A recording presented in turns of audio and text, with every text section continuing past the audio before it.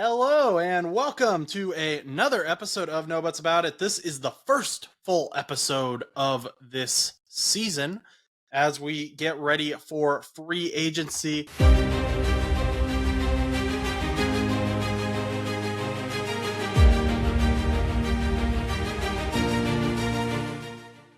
We did lose a player to Don't make it retirement. sound like to it. Yeah, retirement. Let me finish my sentence. We Yeah. lost a player to retirement. Jason Kelce. Yeah, And rest in peace, Jason Kelce. You'll see, always be worse. in. That's worse than what I said. Yeah, well, you were implying you're like, we lost a player, We did. and you did, but you didn't. Yeah, these people are gonna be like, who died? Who the heck died? Jason Kelce retired. It was a very emotional press conference. I put it up on the TV. Me and my mom watched it. It was about an hour long. He cried. I cried. My mom cried. Jason has been a staple of the Philadelphia Eagles for the past 13 years. Probably one of the greatest names in Philadelphia Eagles history. I think the man could run for mayor and win unanimously. I'm not an Eagles fan, but I am going to miss seeing Jason Kelce as the center. And if you haven't watched his press conference, I strongly recommend it because I think he had a lot of wise words to say about fatherhood and the meaning of life. So, Chus, did you have any thoughts about that at all? No, I mean, I feel like it's very unfortunate for, obviously for the Eagles. You know, Kelce was a very big staple for the Eagles.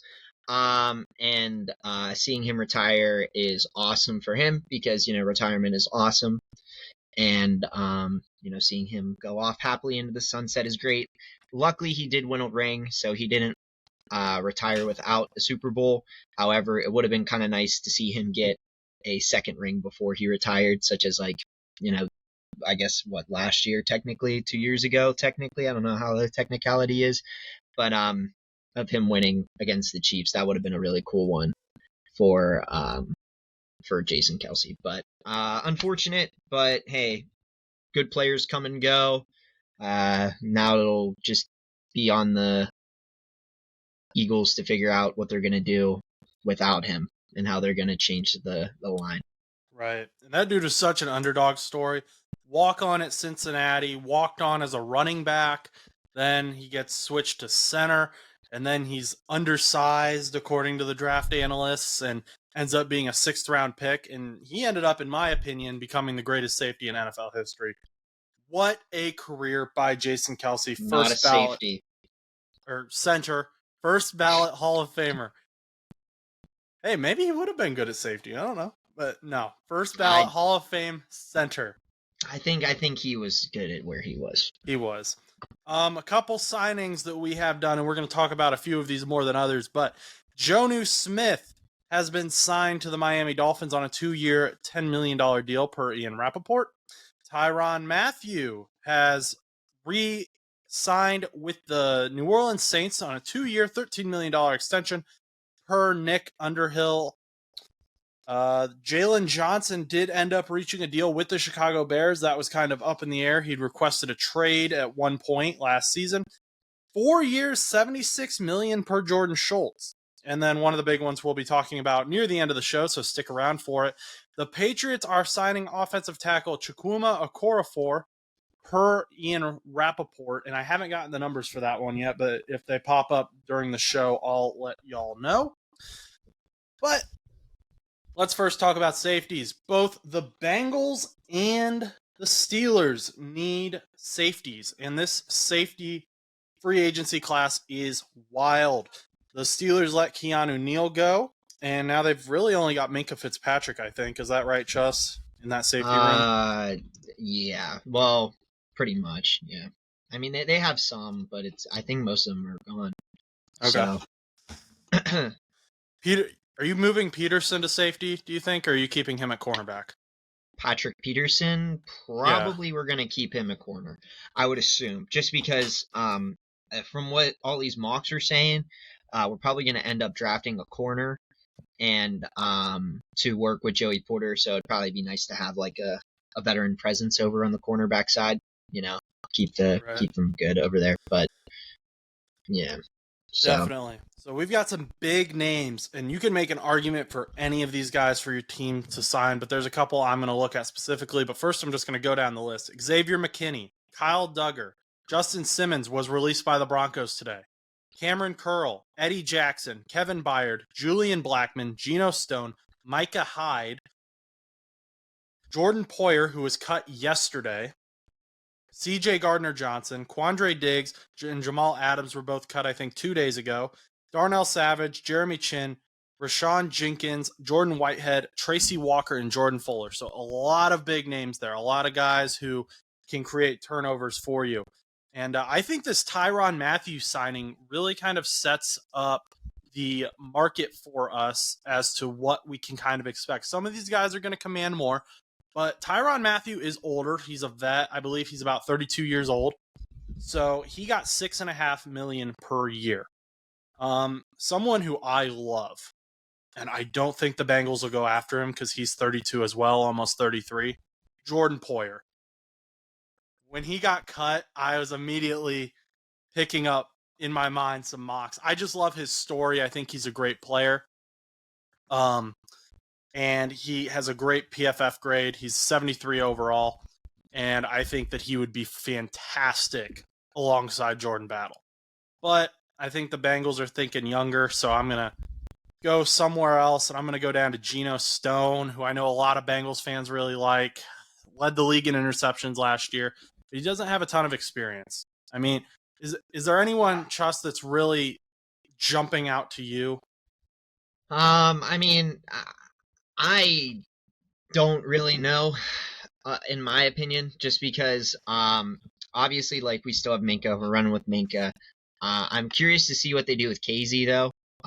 So we do have KZ still on there. Obviously, he's not the I wouldn't say he's like the greatest safety ever, but I do think he is decent, and I don't know if I think they should probably put a better guy back there, but when it comes to these guys, like, I don't know how much money they're gonna want, and I've always been very like adamant about money because, like, yes, you want to get a really good player, but the problem that I have with spending a lot of money to get a very good player is it leaves out options to improve other positions on your team. I would rather have like a pretty above average team than one really solid player and the rest of your team is crap, you know? Right. So, I think I don't.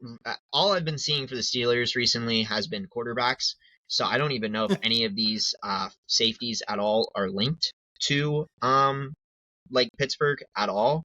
I know somebody mentioned on the radio that we should go for like Micah Hyde or like Jordan Poyer, but that probably I wouldn't necessarily see as happening right now. I mean, it's definitely possible. I wouldn't mind CJ Gardner Johnson, but Okay. that's just me.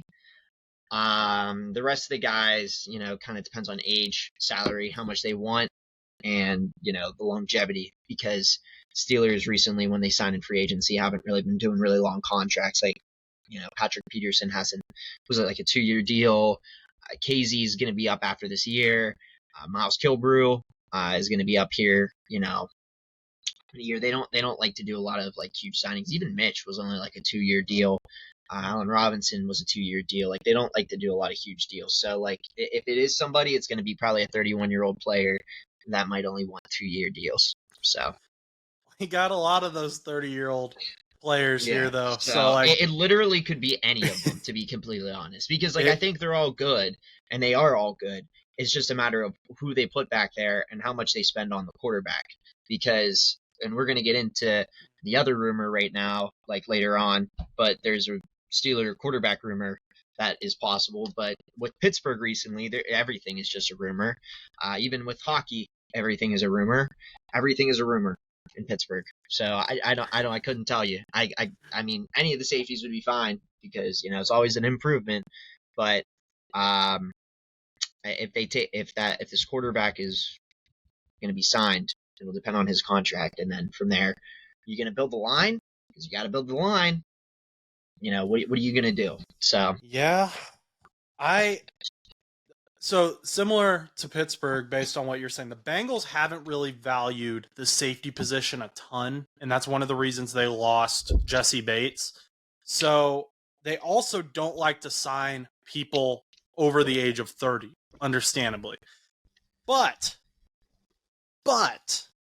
looking at a lot of these guys that are available right now, you can draft a very good to elite level safety in the late rounds. Jordan Poyer, 7th round. Julian Blackmon and Justin Simmons were both 3rd rounds. Geno Stone was a 7th round pick. So you don't have to spend a first day pick on a safety to get a good safety. And the safety market's going to be very washed down right now because everyone's available. If you want a good veteran safety, you might have to break that 30-year-old rule. I would bring in someone like Jordan Poyer and then draft a safety late.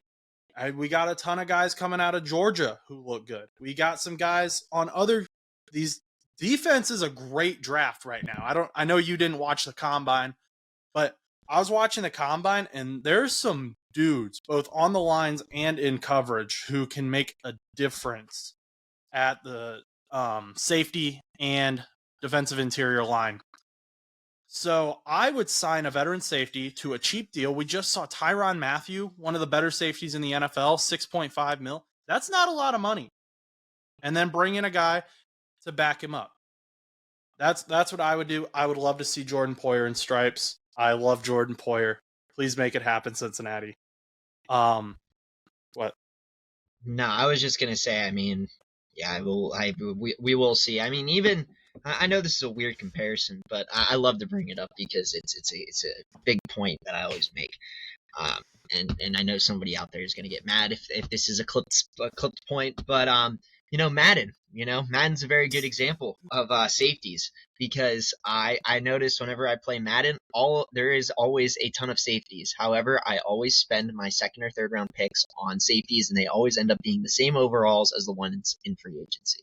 So basically, if you can get a Jordan Battle in the 3rd round, Which I we don't did. know it. Yeah, exactly. If you get like a Jordan Battle in the 3rd round, why would you want to spend the money on somebody that is going to be a lot of money or want a lot of money when you can just draft a young guy that you could develop into what kind of player you want him to be and then have him build into your scheme? Whereas when you're bringing somebody in, you have to like build them into your scheme like already, but they're already used to a different scheme or multiple different schemes, which can benefit or change how they play. I mean, that was the same thing with Minka when he came in. We kind of moved him to free safety. He was playing a lot of strong safety down in Miami. When they traded him, we moved him to free safety, and he was like a dog that year. And he's been playing still as one of the top free safeties, for the Pittsburgh Steelers. And just within the league, he's still probably, I would say, probably top 5, top 10 maybe, hopefully. I would assume top 10. And I think that if you bring in somebody else that isn't familiar with it, because Minka was young when we got him. When you bring somebody in that's like 30, it might be a little bit of a struggle to get them acclimated. Whereas if you draft a young guy, and there's a lot of really good safeties out there that you mentioned, or that we've elaborated, we didn't mention anybody's name, but when they're coming out of this draft here, you can develop, like, for example, like a Jordan Battle, and you can be like, yo, Jordan Battle,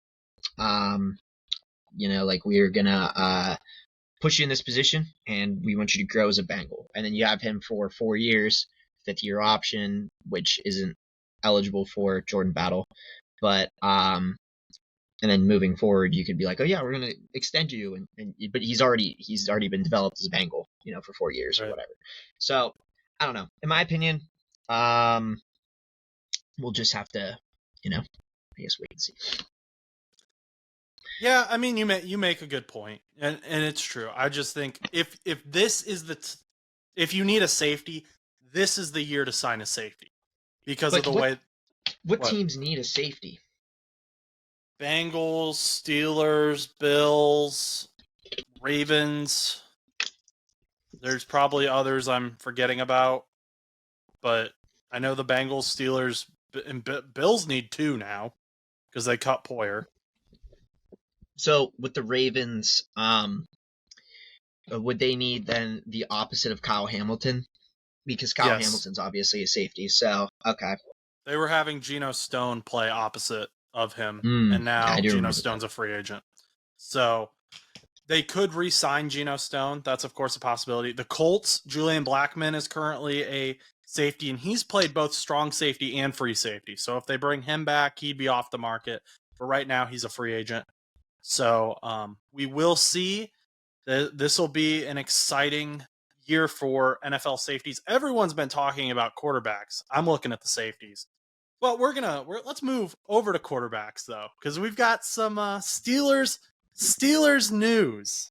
Russell Wilson was officially cut by the Denver Broncos, and they are eating up approximately $89 million in cap space over the next 2 years in dead cap. And first thing everyone was saying was he's going to Pittsburgh. I saw a few people thinking he's going to Minnesota, but a lot of people are saying he's going to Pittsburgh. And Jerry Dulac said that he is meeting with the Pittsburgh Steelers, and this comes after the Steelers GM Omar Khan, and correct me if I'm wrong, said they're going with Kenny Pickett. They have full confidence in Kenny Pickett, but now it seems maybe Russell Wilson on the veteran minimum isn't so bad. The thing is, when it comes to this situation, they are still going to have Kenny Pickett start. Okay. More than likely. I think their idea is that with Russell Wilson being able to, with Russell Wilson being like, oh yeah, I'm going to take the league minimum because I'm getting paid $40-50 million a year from Denver for the next 2 seasons. I'll take the league minimum. The Steelers are probably like, oh yeah, we can put Russell Wilson in on the league minimum and maybe have him start. If not, have Kenny Pickett start and have him be mentored by Russell Wilson, which I think is strange in a way, just because Russell Wilson is an interesting type of quarterback. He has definitely a very interesting attitude and a mentality, which is not a terrible thing, but depending on what aspect of the media you've looked at, where some people have said that he is like a cancer in the locker room, like, would you want to have somebody like that would you want somebody to influence Kenny Pickett to be that guy? Or will he not bring on those traits and just be an influence to Kenny Pickett to get him to the next level, if Kenny Pickett is to ever go to that next level? But I think the problem is for me, I don't think Russell Wilson is the best option, but I think he is the cheapest option. At the time, whenever I made the video, I put Russell Wilson, I believe it's 6 or 5. Mm-hmm. He was down at the bottom. Out of the 8 quarterbacks we were linked to. And the reason I did that was because I didn't initially know how much money he was going to be willing to take. I figured he would probably want something maybe a little lower than what Denver had given him. And then he would be making starter money plus the money he was making in Denver, which I thought would be absolutely insane. But since he is willing to take the league minimum, I think for financial reasons, I think it wouldn't be the worst move in the world. However, we do need a quarterback, so we're gonna have to get a quarterback one way or another. It's just a matter of like who we're gonna sign in our depth chart. I think it's a little strange to do it. I don't know. I feel like it's gonna. I don't know. It's just there's just this feeling inside of me that it's gonna be just Kenny Pickett, Russell Wilson, and Rudolph again. So it's basically just booting Mitch and putting in Russ. Like, I just feel like it's so random. It's possible. If Mason also wants a fresh start, then we'll probably just draft like some random 4th, 5th round quarterback, which honestly at this point I wouldn't even be surprised if it's BYU legend Keaton Slovis, who used to play at Pitt. Apparently he had the fastest quarterback run during the combine. I don't even know if you heard about that or not, but this quarterback Keaton Slovis from BYU had like an insane 40-yard dash. For a freaking quarterback, which I don't know, but that's what people have been telling me, because people were like, why wasn't he like this at Pitt? So you're keeping Kenny as the starter, right? bringing in Russell Wilson, presumably, you're putting him at backup and then signing or bringing back Mason Rudolph or drafting someone. Is there concern then in your mind about a division in the locker room if the offense is stagnant again like it was last offseason? I mean, you're bringing in a new offensive coordinator in Arthur Smith who likes to run the ball. He's run heavy.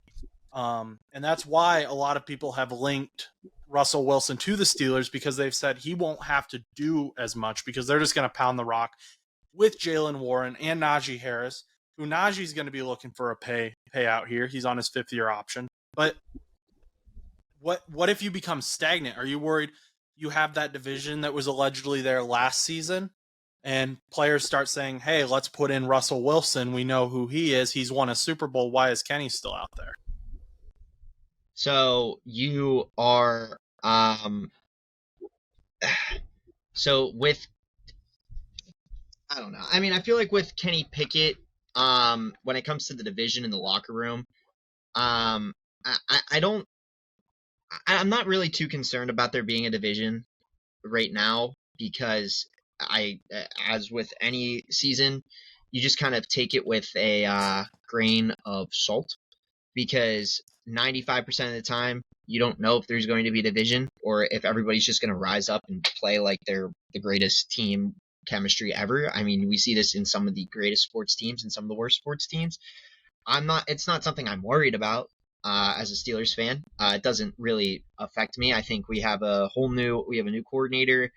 I mean, if Mike Tomlin actually has all this credit that he is getting about keeping all of these players, like under control, more or less. Like if it's AB, he's keeping under control. If these are actual people that actually have like really bad issues and he's able to keep them under control, that's great. That's phenomenal. And if he's going to keep doing that and, still build 10-7 seasons, I mean, it's mediocre, but I mean, whatever, I guess. I mean, couldn't be worse than the Pirates. But like, nonetheless, I'm not really worried about it. I think if there is a situation, I'm assuming Kenny Pickett will get hurt this season because he always gets hurt. And I'm sure Russell Wilson, if he was to go in, would go in. And I think it would be a similar situation to how we had to deal with last year, where I think Russell Wilson may do a lot better than Kenny and he'll get benched. I mean, there's always that possibility. I don't think that they should be really continuously pushing Kenny. I think they're pulling a Jets moment right now, where they're just pushing Zach Wilson, or how they were pushing Zach Wilson for a while, and just being like, oh, he still has potential. He can do it. He will do it. He's gonna do it. And then he just never reached it, and then would have those. I think it's gonna be what Kenny Pickett is. I think the Steelers are trying, and I mean there is that possibility that he does reach that level, but I don't think that they know how to develop quarterbacks right now. I think they need to find somebody that can. I'm not saying Arthur Smith can't, because Arthur Smith definitely could help in developing the quarterback room. However, I don't know if he is going to be the answer for Kenny Pickett, because I don't know if there is an answer for Kenny Pickett currently. But I don't think there'll be a division. No, I don't. I think it'll be a different locker room. So Okay. Where does Russell Wilson move on your 8 rankings with him taking the vet minimum? Like, how excited are you for Russell Wilson to possibly be Pittsburgh Steeler? I gotta look at my list real quick here. I mean, like, would you want him more than Ryan Tannehill? Well, he was. I mean, it depends, because the thing is these were based on starters, and Okay. so this was based on who I think should start, based on the eight people and it went Mason Rudolph at 1, Kirk Cousins at 2, Justin Fields at 3, Kenny Pickett at 4, Ryan Tannehill at 5, Russ at 6, Mac at 7, Desmond Ridder at 8. I would probably bump him up to. I would probably put him where Kirk is, but also switch. So I'd probably put him at like 3. I would say 3. just because 1.2 is really insane to sign a quarterback of his magnitude because he's still good. It's not like he's a bad quarterback. He had a bad 2022 season, but last season he actually like cooked a little bit. So, and the only reason they benched him was because Denver Broncos organization is idiotic. But they benched him because instead of making playoffs, they instead of caring about their fan base, they cared more about the money, and that's why I'm not a big fan of the Broncos organization. So I would never. I don't think I would. Be a big fan of seeing them succeed this year, personally, after that, because I don't think I don't think the fans deserve that. I don't think the fans deserve that, especially since they were actually like hot at that moment.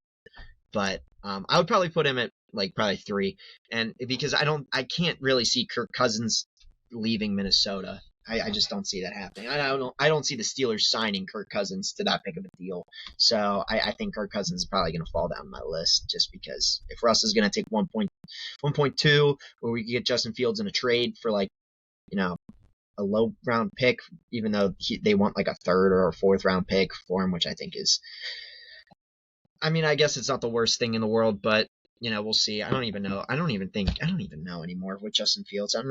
Is he even being offered in a trade? That's what I mean. Like all of this is just rumors. I'm tired of Pittsburgh just being a bunch of rumor mills. Like for NHL's sake right now.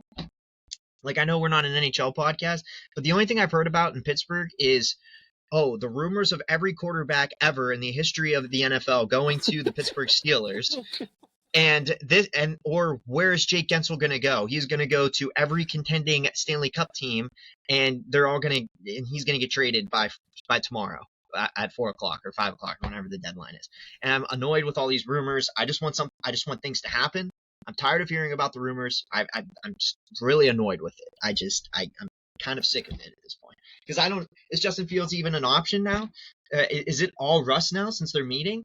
I mean, I read a tweet that they said that Bo Nix, they met with Bo Nix, like they didn't meet like one-on-one entirely, but it was like a informal meeting at the combine with Bo Nix. I'm like, so we're gonna draft Bo Nix now. So are we just like a favorite for every quarterback? Like I just don't get it. I mean, heck, we might as well get Michael Penix and Caleb Williams and Jaden Daniels. We should just draft all of them. Just screw it. You know what? Put someone on like practice squad or something. Silverwolf commented on your video and linked Kyler Murray to the Pittsburgh Steelers. So, I think that would come out of left field. I mean, like I didn't even think of that. I mean, it would probably be like not the worst possibility in the world. But the problem that I have with it is it's just like another quarterback added to this giant carousel thing. So I mean, it's one of those things where it's like you gotta like, they're meeting with Russ. They'll figure it out because if Russ wants to start, they're not going to want to start Russ in the Steelers. I think they're going to want to keep pushing Kenny. And the problem is like a lot of these quarterbacks aren't going to want to be backups. The only one that'll probably be okay with being a backup would probably be like Rudolph. Who would you rather start? If you're who would you rather start? Because you're a big Kenny homer. Would you rather Russ start or Kenny start? Kenny's your dude. I would want to see what he does, Kenny Pickett. That was such a... You just like gave the softest neutral answer you could. Are you saying like week 1 Kenny would be the starter but he'd be on thin ice? Yeah, because the thing is the reason that I would have him start, and the reason that everybody like, because I know people are gonna think this is a bad idea, is the problem is yes, Kenny Pickett has not been the guy, or at least last season he was not the guy. He is definitely not good stat wise. However, he only played 1 game without Matt Canada. And the second game he got hurt. So I don't really know what his potential is when it comes to working under somebody that isn't Matt Canada. I mean, obviously the Bengals defense wasn't the hottest last year, especially against Pittsburgh. I mean, both games we put up over 400 yards. And that first game, was like a 400. It was like our first game where we broke 400 yards in like 3 or 4 years or whatever it was. It was an insane stat. It was insane. Like the last time we had done it was against Denver in 2020. It was the last time we had 400 yards of offense. So, and Kenny Pickett was the quarterback. Granted, we won like what 16-10. It wasn't that good of a win. It wasn't anything special. And but then both games were against Jake Browning too. Like, yes, but still 400 yards of offense, and then offense, yes, but the defense didn't have to do much. But your offense killed our defense. Yes, that's what I'm talking about. Okay. I'm not talking about my defense on Jake Browning. I don't care about that at all. Okay. This has nothing to do with that. Okay. It has to do with Kenny Pickett. This is about Kenny Pickett. This is about Kenny Pickett. Yeah. So, and Kenny Pickett like did the 400 yards. I don't remember if he had a touchdown. In that game. I can go back and look. I think he did. So let me go back and look. Because the problem with this is that what league did I have him in? Well, here, I'll just look up Kenny Pickett's stats. It's so much easier to just do it on fantasy football. I got it. So he had no passing touchdowns or rushing touchdowns against Cincinnati. He had two after 1 week after the Cleveland Browns game where he put up 106 yards and no touchdowns, no interceptions. For the Cincinnati game, he put up 278 yards passing. No touchdowns, no interceptions or anything. So, granted, he didn't throw anything, but the fact that he almost had 300 yards passing showed a little bit of promise. And in that Arizona game, he had like 70 yards because he had like one big long bomb, and then he went in for a QB sneak and then got concussed, and then Mitch went in and lost the game. But I would want to see what he would do with Arthur Smith.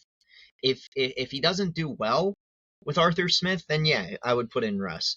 But I think it would be a situation to how it was in 2022, where it's like it's instead of the veteran getting ousted by the rookie, it would be the youngin getting ousted by the vet. Because Mitch was in for like 4 or 5 weeks and he just stunk. And they put him in mid-game, Kenny Pickett mid-game, and they were like, "This is our guy," and that's who they ran with. They benched Mitch, and I think that's what's going to happen with Kenny. It's going to be like Kenny. It's going to be Kenny, and if Kenny doesn't, shape up, and they go like 1-3 or 2-2 or something, and it's like bad games, bad wins or whatever, they put in Russ mid-game. I think that's probably would be how it would happen.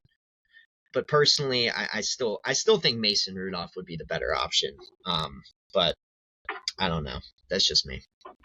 Well, to get some context here as far as what PFF says, let me pull up Mason. I hate PFF too. I love by the PFF. Way. It's not the end all be all, but I think they do a pretty good job. PFF. What I was gonna say about the PFF grade, I think that they have some of the most random things that correlate for offense and defense in all of your awards. So I think that the NFL needs to figure out what they actually want to count as something real and not, this guy had more double teams, therefore he is Defensive Player of the Year. And yes, I am mad that TJ Watt didn't win Defensive Player of the Year. I think it is ridiculous, to be completely honest. And I honestly have not really been keeping up with the NFL since Super Bowl, just because this season has been probably one of the worst. Well, this has probably been one of the worst seasons that I've watched. The only thing that I've enjoyed about this season was probably the fact that I won in fantasy football, and the Lions making such a great run just to frickin' lose to San Francisco. See, that's what I mean. Like it was a depressing season for me, and I did not enjoy it. To give you a benchmark, Jake Browning is a 79.3 overall on PFF. Next is Russell Wilson, 77.5. Kenny Pickett is 70.6, and then Mason Rudolph is a 65.5 overall. So that's based off of yeah, Mason's sample size isn't great, but you're basing it off of 3 games in a playoff game, probably. Right. Mason's should probably be better. But the others I think are pretty accurate. Yeah, he just looked really good. Like, literally, like, he looked great against Cincinnati. He had us win against Seattle for the first time since, like, the 80s. And then we beat Baltimore in the rain. That game was ridiculous. And then we lost to Buffalo. Granted, I think we could have done a little bit more, but the Steelers have just been struggling in the first quarter in the playoffs for the last like 4 or 5 years. So I don't really understand what's happening with that. But I think that's something that management needs to figure out. Mason's rushing ability is also pulling him down. Everyone else has a higher rushing than him. Well, yeah, I mean, Mason was never a rushing quarterback. It was always Kenny Pickett was known for rushing a lot. I mean, fake slide was the whole thing. He ran like 70 yards down the field, or however far it was. I don't remember at this point. But. So, well, that's what we've got there for Pittsburgh.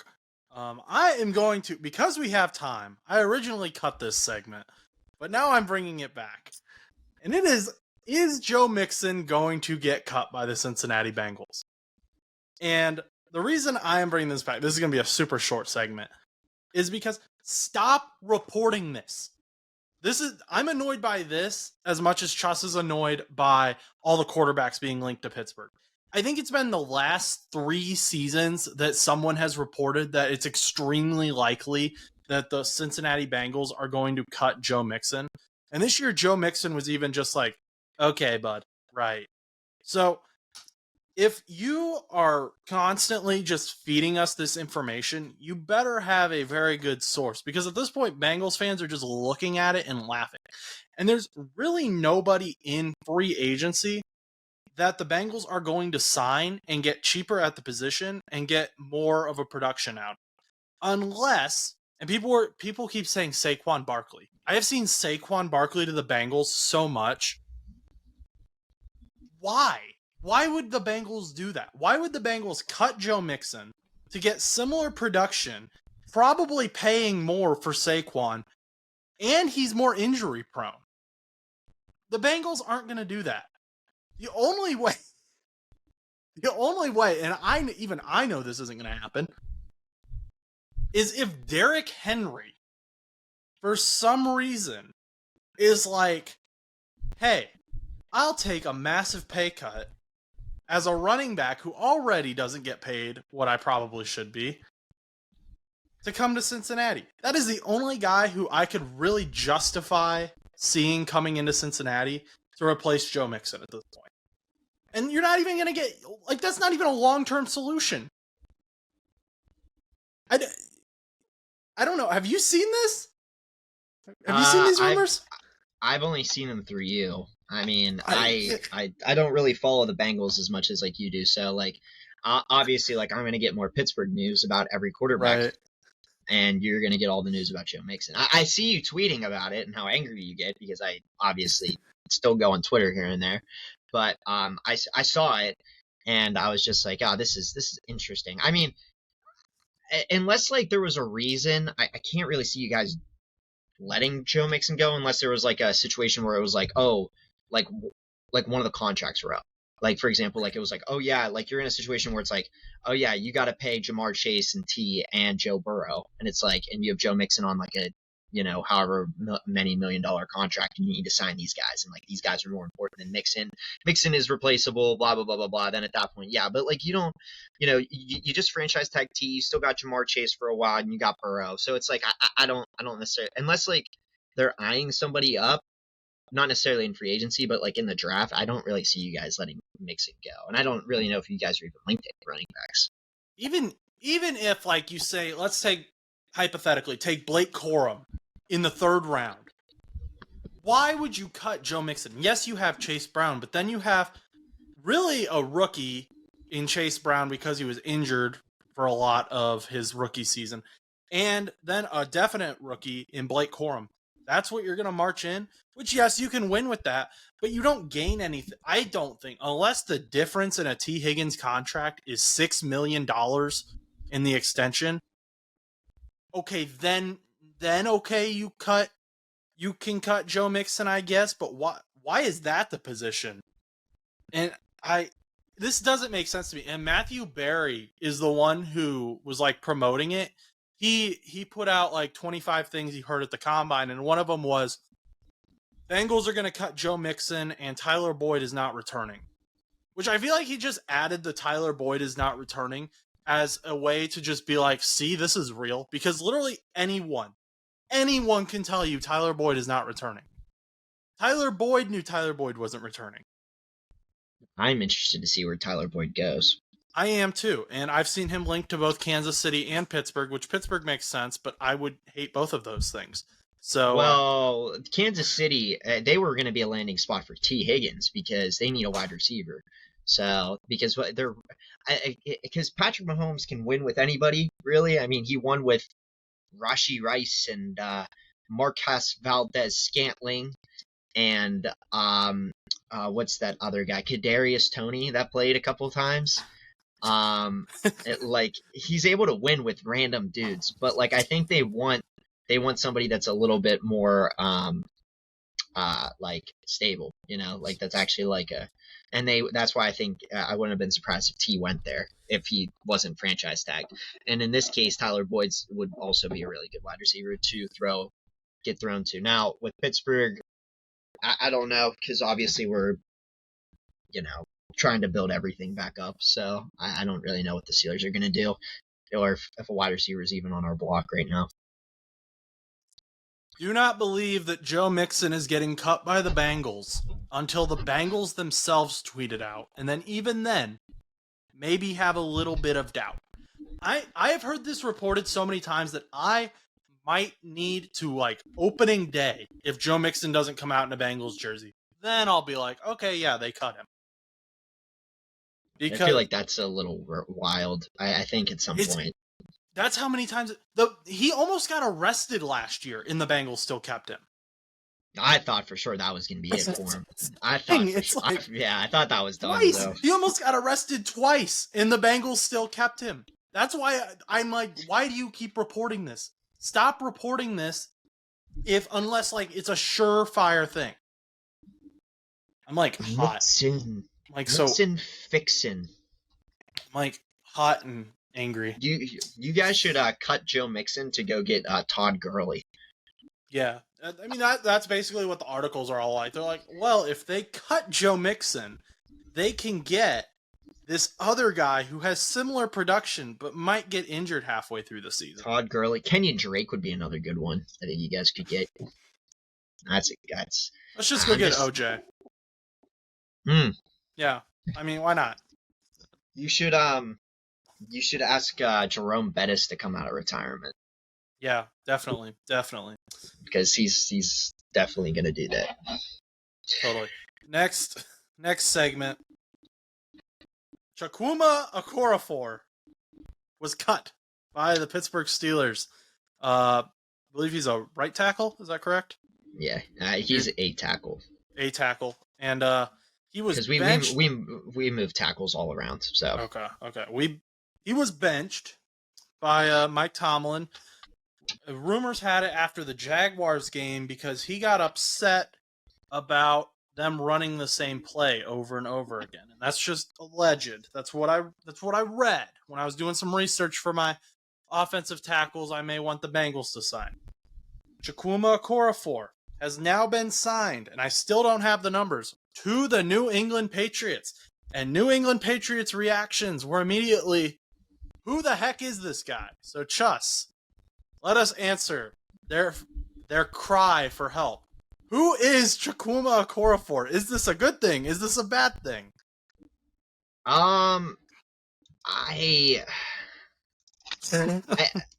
Okorafor, he had his moments.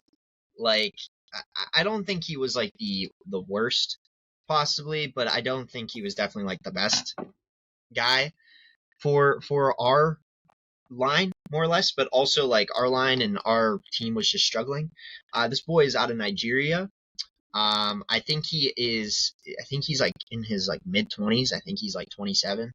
I think he has a lot of potential, and he could bring a lot of talent to the New England Patriots, depending on what they're trying to build. Obviously, Okorafor has a lot of experience, so you have a lot of experience going into um, this signing. So like it's not like he's just some random backup guy. Like he started for us. Like he has started, but obviously he got benched. I believe Broderick Jones, which is our rookie, filled in for him during the whole entire situation that was unfolding after the Jaguars game. And honestly, I wouldn't be surprised if that was the reason why he got benched. I never really like researched it too much. I just knew that he got frustrated and they benched him and all of that other stuff. But our O line was just struggling as a whole. I don't really know if I don't think it was like necessarily a Okorafor's fault or any like I think that our line just was just as a whole, as a collective whole, was just not good. And I think because of that, I think it kind of made Okorafor look a little worse than he actually was. I was okay with the cut of Okorafor just because his contract was so heavy. I don't remember how much we were paying him, but we freed up a decent bit of cap space just by cutting him. And I think that, you know, for somebody like the Patriots who kind of want to build up their O line for a potential quarterback that's coming up here, like if they're gonna get Jaden Daniels, even though apparently Jaden Daniels, his little entourage isn't really interested in going to New England. I don't. Whatever quarterback they get, they're going to want to build some sort of line, and I think Okorafor would probably be like a solid guy. And he's young, so if he ends up panning out, he's only like 20, 27, like he's in his mid-20s, so you might have like, you know, like 6 years with him. So if he ends up panning out, and I think the deal was only a 2-year deal, but yeah, he was a tackle for the Steelers. Not the worst. I don't know what his PFF grade was. I think his PFF grade was like, yeah. Oh, it says 60, but also that's based off of the fact that like he also got benched midseason. So He also had 8 penalties, which is quite a bit. He was tied for 20th in the NFL, but he only allowed 2 sacks. But I guess the right tackle side, he was tied for 67th there. So not horrible on the sacks, but the penalties I think are a problem. yeah, that was definitely one of the things that was, I think, the most frustrating that we had with him. I mean, a lot of times, like he would get a lot of holding penalties, if I remember correctly. Like a lot of like really bad holding penalties, at really bad times too. Like it would be like, you know, it'd be like, oh yeah, 3rd down and 5, and you know, Kenny Pickett or whoever the quarterback was, because remember we're going backwards here. He's been with the Steelers. I think he got drafted in 2018. Yeah, Chus got drafted in 2018. So like he's been around for a while. So but like depending on who he was, like the problem is like he would get like silly penalties. I mean, I never really studied him too hard, but I know that he was one of those players that was very up and down. Like he had his really good moments, and then he had his moments where like his number would come up and it'd be like, oh, Okorafor cost us this 10-yard penalty. We lost out on the yardage gain here for this 1st down. Thanks, Okorafor, and just a lot of frustration. Like I said, I don't think he's like the worst player in the world, but I definitely don't think he's like anything like terrible. Like I think he'll be a solid signing if developed correctly. I think he could be a really good move for the New England Patriots since he's so young and he has experience since 2018. So he has at least you know, like a couple years of experience here. So. And Jaden Daniels, you mentioned that tweet that said he didn't want to go to the Patriots. He retweeted that and then put cap. He put a little hat next to it. So Jaden Daniels, maybe they're hoping they get a mobile guy back there, unlike Mac Jones, and they won't need that right tackle as much, maybe. But I remember when I made my video about Chukwuma Okorafor and Jermaine Illuminor, I didn't really like Chooks as a signing because I was looking at guys who could start for a little bit while a rookie right tackle kind of developed, or even just some competition for him and some depth. And Chooks didn't really stick out to me as someone who I was like, this is the guy I want starting while our rookie right tackle maybe takes a minute. Or if our rookie right tackle goes down, I want Chooks jumping in. Because like you said, he had a lot of penalties in big time moments. So I I don't know what the Patriots' plan is for him. They still haven't released the details about that. They also haven't even put it on the transaction list, which I think means it probably won't be certified until next week when free agency officially opens. Mm-hmm. So we'll see. Would you be excited as a Patriots fan about this signing? I know I'm playing with scissors right now. Don't play with scissors, kids. Um, as as a Patriots fan, I would think it's decent. I wouldn't be like, oh my gosh, this is like great signing. Like he was solid. Like he was decent. Like for the Steelers, like he was a solid player. He got the job done. He wasn't a bad pass protector. Um, Obviously he had his moments where he was frustrating, but I like I said, I don't think he's like anywhere like a terrible player. And like you said, he just kind of he said, I think based on what you had said, like if it was based on the offensive play calls and stuff like that, if it was what he said, I mean, Broderick Jones kind of helped open up our run game, which our run game needed to be utilized a lot more because Najee and Jalen Warren were cooking, and we were focusing a lot more on pass. So I feel like Okorafor, depending on if they're going to focus more on passing, I think he would be a great passer, like a pass protector. So like if you're going to rely on your new guy like Jaden Daniels or any of these guys to like pass the ball more than run it.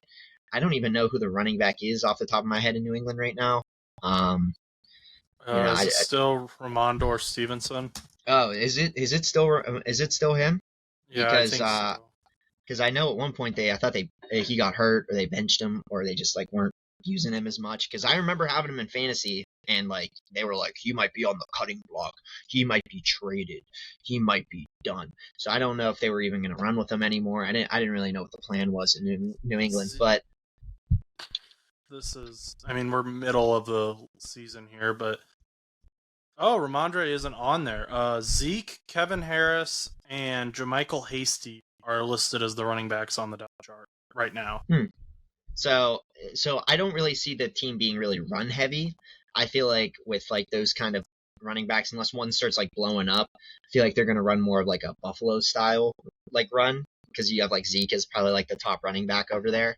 I think then if they're running more passes, I think it could help, and it'll help the pass protection. I think he's, like I said, I think he's solid. I don't think he is for New England fans, I don't think he's going to be somebody that's going to be like an absolute game changer for your O-line or for your team. But I think he'll be solid until you get your generational tackle. So I think he'll be solid. So, but come back to me if he ends up being terrible because, I mean, crap. I'm sorry, but I didn't think he was that bad. I just thought his contract was a little heavy, and we have Broderick Jones. So I'm interested to see what his contract is like because I think that'll kind of give us an idea of what guys like Jermaine Illuminor expect as well. Because I think he's kind of in that area where he's not great. He's not going to be your franchise starter, but passable. So I'm interested to see how much the Patriots were willing to pay for Chooks here. But if that's all, I'm ready to go down the spiel. Yeah, I mean, yeah, I was gonna say I thought the only thing I know about the Okorafor deal is that it's 2 years. I don't think there's anything money related. But I mean, hey, but that's the thing about another thing for the Patriots though.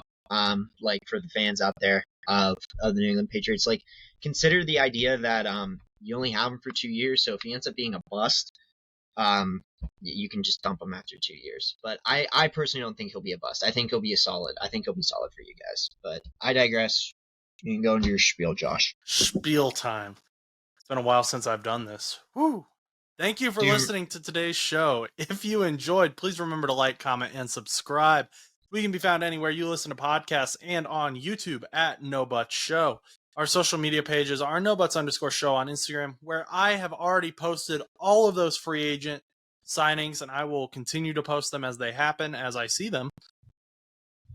and No Butts Show on TikTok. My Twitter is Josh_Butts_2001. And if you would like to reach us, you can email us at bullmoosepodcast2. That's the number 2 at gmail.com. Finally, our spread shop will be in the description, so check out the merch. Got a new sticker out there for sports time, because sports are always a great time. Once again, if you enjoyed today's show, like, comment, and subscribe. Until next time, go do something nice for someone.